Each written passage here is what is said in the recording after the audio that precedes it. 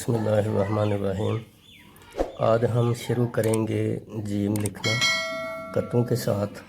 ये मैंने लाइन लगाई है 3 कत लगा के। उसके बाद ये नीचे इसकी नोक के बराबर जो है ना एक लाइन लगी है। फिर 2.5 कत पे ये 1 कत, 2 कत और ये 2.5 कत। 2.5 पे ये 3 की लाइन लगी है। उसके बाद फिर ये 2.5 पे ये यहाँ पे जो है ना, फिर ये 2.5 पे दूसरा कट जो है उसकी लाइन लगी है। ठीक है, ये इसकी सबसे पहले है ये सत्र अव्वल, सत्र सानी, नशिस्त और कुर्सी। ये अब हम आज लिखेंगे जीम लिखना। यहाँ से हम स्टार्ट करते हैं। कलम के नोक से हम बनाएंगे जीम का ऊपर वाला सर।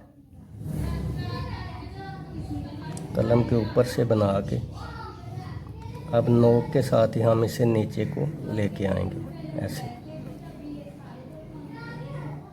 इसके बाद हम अब नीचे जो है इसकी गुलाई बनाएंगे ऐसे। इसमें अब नुक्ता डालेंगे, ये नुक्ता बन गया और ये बड़ा एक खूबसूरत जीम बन गया। अब ये इसकी मैं डिटेल आपको दे दूं।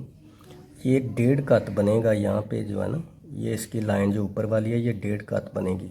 1 कत पूरा और 1 कत आधा। ये 1.5 कत में ये बनेगा, आधे कत में ये बनेगा, ये आधा कत बनेगा।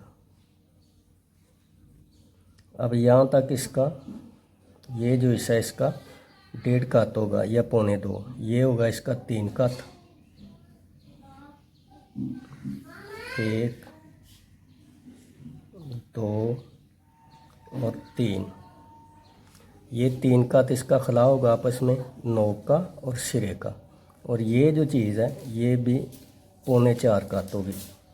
1, 2, 3 और ये 3.25 कत। ये इसका इधर को इसका खला होगा 1, 2, 3 और ये 4 कत पूरे। कोशिश करें जब भी आप जीम बनाएं तो उसके पीछे अगर आप लाइन लगाएं ऐसे, तो लाइन में इसकी जो नोक है, सर की जो नोक है जहाँ से स्टार्ट किया जाता है, और ये जो कमर है जीम का, ये कमर आपस में बराबर आने चाहिए।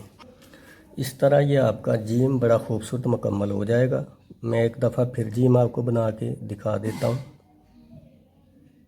नोक की मदद से हमने जीम का सर बनाना है। उसके बाद हमने नीचे को इसके लेके आना है। नोक की मदद के साथ हमने बारीक बिल्कुल लाइन खींचनी है नीचे को ऐसे।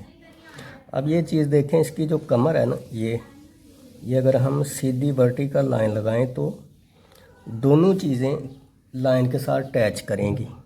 ना आगे को निकला होना चाहिए जीम, ना पीछे को निकला होना चाहिए।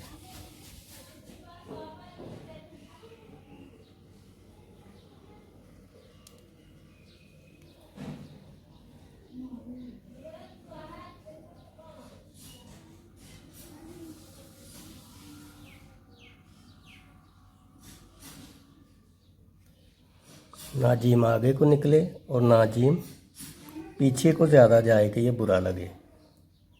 अब इस तरह अगर आप जीम बनाएंगे, इस तरह